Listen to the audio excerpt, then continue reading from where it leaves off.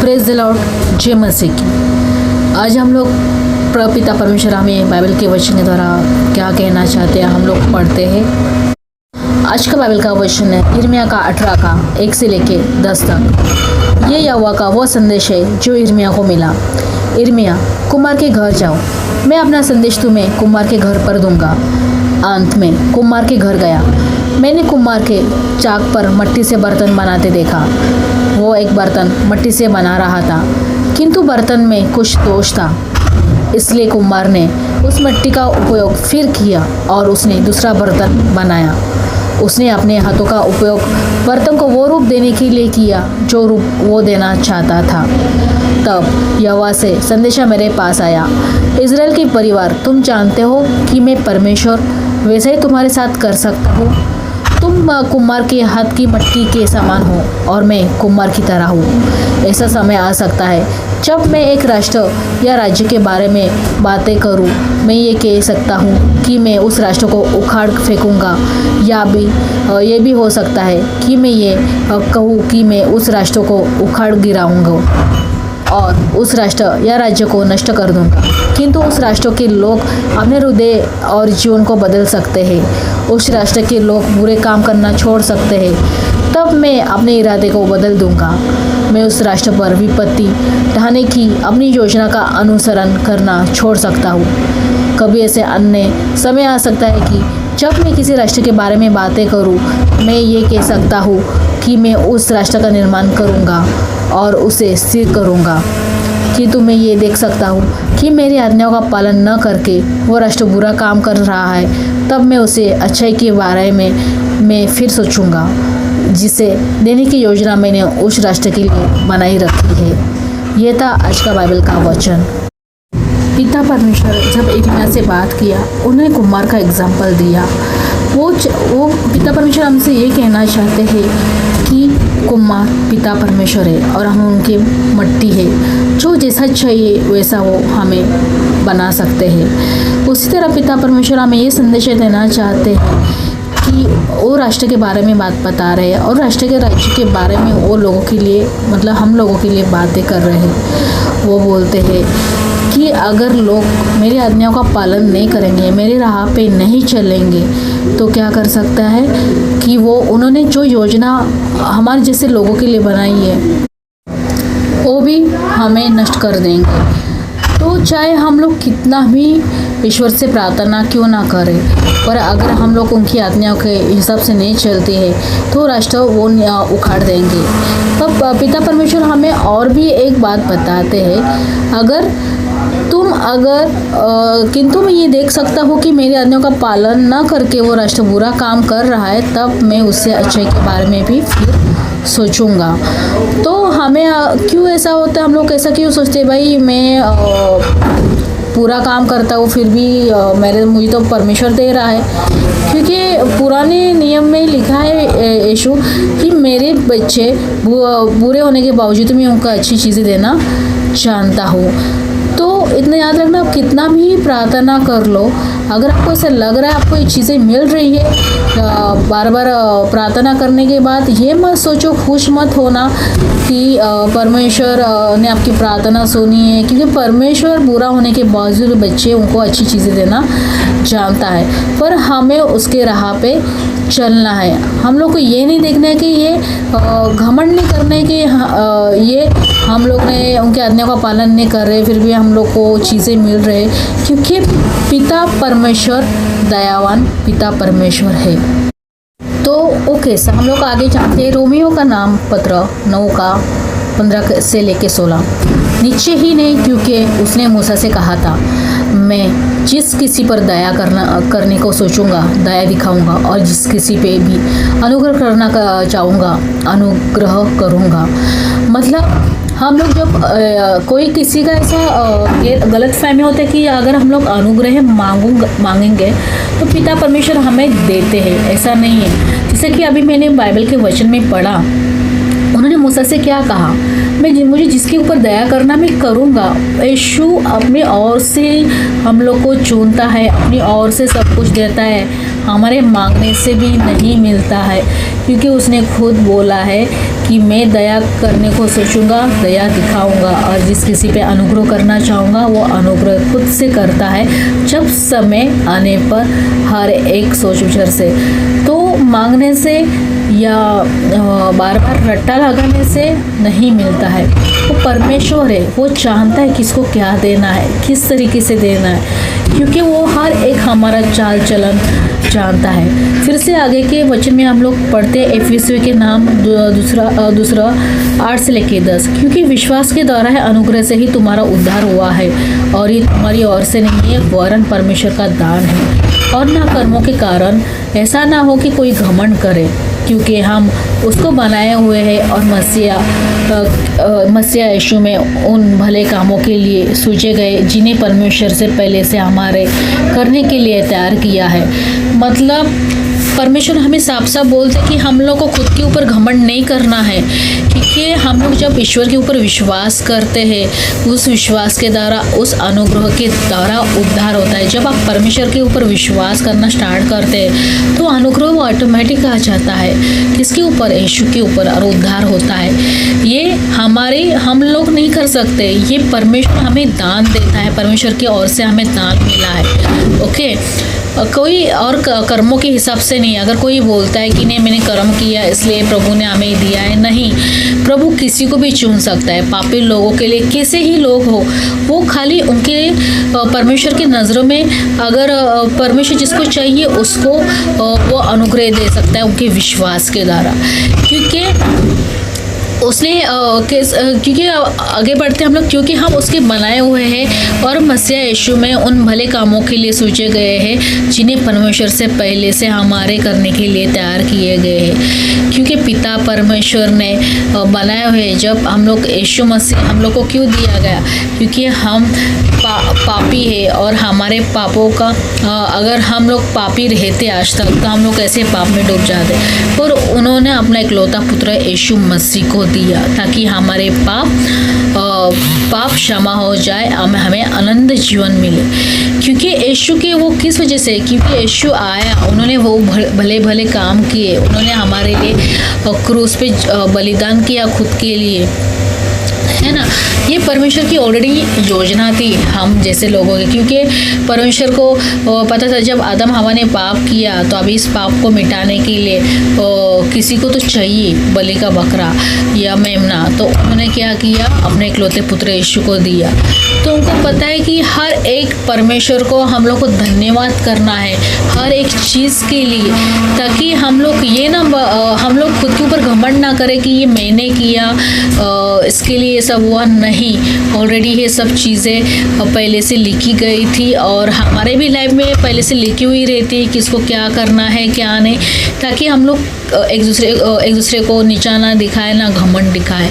फिर से हम लोग पढ़ते हैं आगे के वचन में फिलिपियों के नाम 1:29, क्योंकि मसीह की ओर से तुम्हें ना केवल उसमें विश्वास करने का बल्कि उसके लिए यातना झेलने का भी विशेष अधिकार दिया गया है। देखो, परमेश्वर हमें बोलता है कि मसीहा तुम्हें केवल उसमें विश्वास करने के लिए नहीं है। जब आप जन्म लेते हो, जब आप यीशु मसीह में आते हो, आपको कुछ चीज़ें दी जाती, उसके साथ आपको संघर्ष भी करना है, यातना भी झेलना है। क्योंकि मैं आपको बताती हूँ, जब मैं यीशु मसीह में आई थी और यीशु ने जब मेरे से बातें किया, तो मैंने पहले भी बताया है आपको इन चीज़ों के बारे में। यीशु ने मुझे बोला कि मैं अगर सह सकता तो तू नहीं सह सकती है, तो मैं तेरा पिता है, तू मेरी बेटी है, तेरा पिता सह सकता है तो तू नहीं सह सकती हो। तो ये यीशु ने मुझे बार बार बोला था। किसी लोगों का ये कहना रहता है, भाई प्रभु यीशु ने हमारे लिए तो क्रूस पे ऑलरेडी जान दे दिया है, उसने क्रूस पे चढ़ा दिया है। पर भाई तुम्हारा अगर पिता यीशु मसीह हो सकता है, जो अगर आप बोलते कि मेरा पिता के स्वर्ग के राज्य में बहुत सारा धन है, वो मेरा हो सकता है, तो उसकी यातनाएं आपकी नहीं हो सकती। उसके जो उसने किया है आपको नहीं दुख भूखना है। अगर आप वारिस समझते हो उनके धन दौलत का, तो आपके साथ साथ आपने यीशु का क्रूस उठाया है, तो उसमें ये यहाँ पे भी आते। कोई लोग समझते कि सुख ही सुख है। भाई सुख ही सुख नहीं है इस दुनिया में। हम लोग को इस दुनिया में आए हैं और प्रभु यीशु में बार बार बोलते हैं कि मेरे कारण तुम्हें सताया जाएगा, तुम लोग अगर क्रूस उठा के चलोगे तो उसमें अगर विश्वास करने के लिए नहीं, उनकी जो यातना है हम लोग को उसको उनके साथ वो क्रूस उठाना है, वो यातना झेलनी है। इतना याद रखना, सुख दुख इस दुनिया में है। तो ये मत सोचिए सुख के और आप सुख के लिए प्रार्थना करते हो और आप ये सोच रहे कि नहीं यीशु मसीह में आने के बाद हमें चीज़ें मिलती जाएगी, ज़रूरी नहीं है। उसमें अच्छी भी हो जाएंगी, बुरे भी चीज़ें हो सकती है और वो जो संघर्ष आपको करना पड़ेगा, जैसा कि यीशु ने संघर्ष किया था। तो अगर आप उनके बेटा बेटियां मानते हो या उनका जो स्वर्ग राज्य का धन है और मानते हो, उसके साथ आपको उनका दुख की जो यातना है वो भी झेलना पड़ेगा, तभी जाके आप उसके वारिस अधिकारी हो सकते हैं। हम लोग को अच्छा ही नहीं देखना है। प्रभु यीशु बोलते हैं मेरे साथ आपको वो क्रूस भी उठाना पड़ेगा। और बहुत सारे लोगों के मन में ऐसा होता है कि भाई हम लोग मतलब हम लोग को कोई विपत्ति आएगी नहीं, हमारे यीशु में आने के बाद हर एक चीज़ हम लोग को मिल जाएगी, यूँ ही नहीं। क्योंकि हम लोग बाइबल के वचन में साफ साफ देखते हैं, यशायाह का ग्रंथ 45:7, मैं उजाले को बनाने वाला और अंधेरे को सूचनहार हूँ, मैं शांति का दाता और विपत्ति को रचता हूँ, मैं यहोवा इन सबों को करता हूँ। देखो, पिता परमेश्वर ने हमें बोला है, उजाला वही है, अंधकार भी वही सूचनहार करता है, शांति भी वही देता है, विपत्ति भी वही भेजता है। कैसे? क्योंकि जब हम लोग यहोवा की बातें नहीं मानते हैं तो क्या हो जाता है, उनके चाल चलन के ऊपर नहीं चलते तो विपत्ति आती है। अगर हम लोग उनकी बातें मानते हैं तो यहोवा हमारे घरों में, हमारे राष्ट्र, हमारे राज्यों में शांति देता है, क्योंकि उसको नामुमकिन कुछ भी नहीं है। तो ये मत सोचो कि आप यीशु मसीह में आए हो कि चलो हम लोग प्रार्थना करें, हम लोग ये मांगे और वो हो जाएगा, ऐसा नहीं होता है। कोई कोई बोलता है कि चलो हम लोग घोषणा करते हैं, हम लोग को ये मिल जाएगी, पर इतना याद रखना, घोषणा करना अलग है और प्रार्थना में मांगना और ऊपर वाले के राह पे चलना और उनकी ओर से जीवन जीना, इसमें दो चीज़ें डिफरेंट है। जब यीशु भी जब आए थे, उन्होंने क्या बोला था कि ये पिता परमेश्वर, तू चाहे तो ये दुख का प्याला हटा ले, मेरी नहीं बल्कि तेरी इच्छा पूरी हो जाए। यीशु भी यही प्रार्थना करते थे। हम लोग अपने मन से जो मांगेंगे वो नहीं मिलेगा, यहोवा अपनी ओर से हर एक चीज़ हमें देता है, उनकी इच्छा से होता है, यीशु के और वो होता है, हम लोग नहीं कर सकते। क्योंकि हम लोग आगे के वचन में पढ़ते, वचन संहिता 139 1 से लेकर 6, हे यहोवा, तूने मुझे जांच कर जान लिया है, तू मेरा उठना बैठना जानता है और मेरे विचारों को दूर ही से समझ लेता है। मेरे चलन और लेटने की तू भली भांति छानबीन करता है और मेरी पूरी चाल चलन का भेद जानता है। हे यहोवा, मेरे मुंह में ऐसी कोई बात नहीं है जिसे तू पूरी रीति से ना जानता हो। तूने मुझे आगे पीछे घेर रखा है और अपना हाथ मुझ पर रखे रहता है। ये ज्ञान मेरे लिए बहुत कठिन है और ये गंभीर और मेरी समझ से बाहर है। इस बाइबल के वचन के बारे में मतलब आप समझ सकते हो कि यहोवा जब हमसे प्यार करते हैं तो वो दंड भी देना जानते हैं। तो क्या होता है, मैंने ये इस वचन के बारे में आपको बताया है कि हम लोग कब उठते, कब बैठते, कब लेटते, हमारे मन में क्या विचार चलता है, क्या नहीं चलता है, हम लोग किसको क्या बोल रहे हैं, किस तरीके से कर रहे हैं, ये सब यहोवा जानता है। तो हम लोग ये नहीं बोल सकते भाई मैंने ऐसा किया है या क्या सोचने वाली है, ये हमसे पहले ही यहोवा हमारे बारे में सोच लिया रहता है और उससे पहले ही हमें वो बताता है। जैसे कि मैंने आपको पहले भी बोला था, जब यीशु ने जब मेरे से बातें करते थे तो उन्होंने मुझे चलना फिरना, कैसा बैठना है, क्या करना है, अगर कुछ सपोज़ मैं अगर मेरे फ्रेंड सर्कल में या मेरे फ्रेंड में मैं बैठी रहती थी तो मुझे पिता परमेश्वर एक ही बोलते थे, जा और बाइबल पढ़। मुझे वहाँ से उठा के बार बार कमांड करते थे, जा और बाइबल पढ़। तो वो बोलती गाली मत दे, ये गंदी बात है। तो मुझे कभी सिगरेट, दारू का स्मेल भी अच्छा नहीं लगता था, क्योंकि यहोवा मुझे सब सिखाते थे कि ये सब गलत है, गाली गलौज करना गलत है, ये सब सिखाते थे। और जब मुझे ऐसा लगता था कि भाई मेरे से कोई बुरा या कुछ गलत तो ना हो जाए, मैं कुछ मतलब किसी को बुरा ना बोल दूँ, उससे पहले मैं कुछ झूठ बोलने से पहले वो चीज़ें मेरे से पहले भी हो जाती थी, ताकि मुझे झूठ बोलने का अवसर ही ना मिले। तो ये होता था मेरे साथ। तो यहोवा हम लोग को अगर वो जांच कर लेता है, पहले हमारे विचारों को जानता है। जब आप भी किसी कहाँ पे भी जाते हो प्रेयर में, या क्या करने वाले 2 सेकंड 2 मिनट में वो जानता है। इसलिए यहोवा हमें हर एक तरीके से अपनी तरफ से जो भी देना चाहता है वो देता है, हमारे मांगने से नहीं मिलता है, क्योंकि यहोवा को पता है हम लोग को किस समय क्या देना है, वो देना जानता है। मैं ये वचन क्यों बता रही हूँ आज, मुझे पिता परमेश्वर ईश्वर ने, यीशु ने मुझे वचन क्यों दिया, क्योंकि बहुत सारे लोगों की गलत फहमी है कि हम लोग को मांगने से सब मिलता है। नहीं, हमें मांगने से सब नहीं मिलता है, मिलता है पर कब परमेश्वर चाहेगा देगा तब, क्योंकि हम लोग प्रार्थना करते हैं। आपने कभी सोचा, आप इतना सालों से प्रार्थना करते हो, इतना ये करते हो, फिर भी आपको मिला नहीं, और अचानक आपको ये सब चीज़ें मिल रही है कि अरे यीशु ने मेरी प्रार्थना सुन ली। हम लोग ऐसा भी वर्ड बोलते हैं। क्यों? क्योंकि ईश्वर को पता है कि किस समय हम लोगों की प्रार्थना सुनना है, किस तरीके से अनुग्रह में लाना है, किस तरीके से हमें आगे बढ़ाना है, वो चीज़ें होती है। अभी इससे पहले भी मैं यीशु को नहीं जानती थी। 2017 में मैं यीशु में आई तो मुझे नहीं पता था कि मुझे किस तरीके से प्रार्थना करना है, किस तरीके से मांगना है, पर वो ऊपर वाले की इच्छा थी कि मेरा आना, मुझे देना, किस तरीके से ये करना, ऊपर वाले की ऑलरेडी योजना थी। जैसे कि मैंने बाइबल के वचन में भी बोला है कि परमेश्वर हमारा कुम्हार है, और वो किस तरीके से मट्टी से रचाता है, किस तरीके से हम लोग को कार्य करवाता है, किस तरीके से हम लोग का इस्तेमाल कर सकता है, वो यहोवा जानता है। इसलिए हम लोग को घमंड नहीं करना है, या किसी ये नहीं करना है कि नहीं मैंने मांगा, और हम लोग को रट्टा तो लगाना ही नहीं है। परमेश्वर की बाइबल का वचन खुद बोलता है कि तुम लोग गैर यहूदी की तरह रट्टा ना लगाओ, क्योंकि परमेश्वर जानता है तुम्हें किस समय क्या देना है। तो कभी भी आपको प्रार्थना से ही मांगना है, और आपको प्रार्थना ऐसी करनी है कि पिता परमेश्वर मेरी नहीं बल्कि आपकी इच्छा पूरी कर दे। क्योंकि हम लोग जो मांगते रट्टा लगा के, वो डिफरेंट होता है। जैसे कि घोषणाएं करते हैं हर चीज़ को कि हाँ घोषणा करना, ये अलग बात है। घोषणा करना मतलब हम लोग रट्टा लगा रहे हैं बार बार कि मुझे चाहिए, मुझे चाहिए, मुझे चाहिए। नहीं, आप यीशु को बोलना है कि यीशु मुझे आपकी ओर से चाहिए, कि आप मेरे लिए जो योजना बना रहे हैं बहुत अच्छी योजना बना रहे हैं, और मुझे उस सही सलामत सही समय पे आप मुझे दोगे।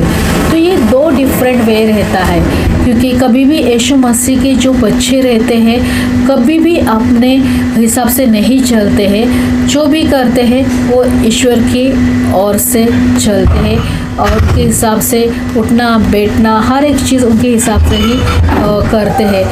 और हर किसी को एकदम आसानी से नहीं मिलता है। जब ऊपर वाला चाहेगा तभी हम लोग को मिल सकता है। वो अपने हाथ में नहीं है कि हम लोग को मिलना है तो मिलना ही चाहिए, वो ऊपर वाले के हाथ में है। क्योंकि हम लोग जब अपने हिसाब से मांगते हैं, इतना याद रखना, वो चीज़ कभी भी सक्सेसफुल नहीं होती है। मैं आपको बता रही हूँ क्यों, कैसा, क्योंकि आप जब मांगते ईश्वर आपको दे भी देगा, पर आप ईश्वर के नज़रों में आपका चाल चलन अच्छा ही नहीं है, और आप उनकी आज्ञाओं का पालन नहीं कर रहे, कुछ नहीं कर रहे हो, फिर भी वो चीज़ क्या होगा है, आपने जो मांगी हुई चीज़ें फिर से वो डबल आ भी सकती है। तो आपको कभी भी उनकी आज्ञाओं का पालन के हिसाब से करना है। जब ईश्वर आपको देगा वो देगा, अपने को खुद को नहीं मांगना है। क्योंकि आप जब मांगते हो तो आप घमंड करते हो कि नहीं मैंने मांगा और मुझे वो चीज़ मिल गई। आप ईश्वर से प्रार्थना कीजिए, अगर आप चाहिए पिता परमेश्वर आप मुझे स्पर्श कीजिए और मुझे चंगा कीजिए। आप चाहिए तो जो भी आप चाहोगे मेरे लिए अच्छा ही चाहोगे इस दुनिया में। इसके लिए इतना याद रखना, अगर कोई बोलता है कि नहीं हमने मांगा, हम लोगों ने बहुत घोषणा की, हमने बहुत कुछ किया और हमें तब जाके मिला, ये गलत वर्ड्स है। क्योंकि यीशु, अगर आपका चाल चलन ही नहीं है, यीशु के हिसाब से आप सही नहीं हो, फिर भी आप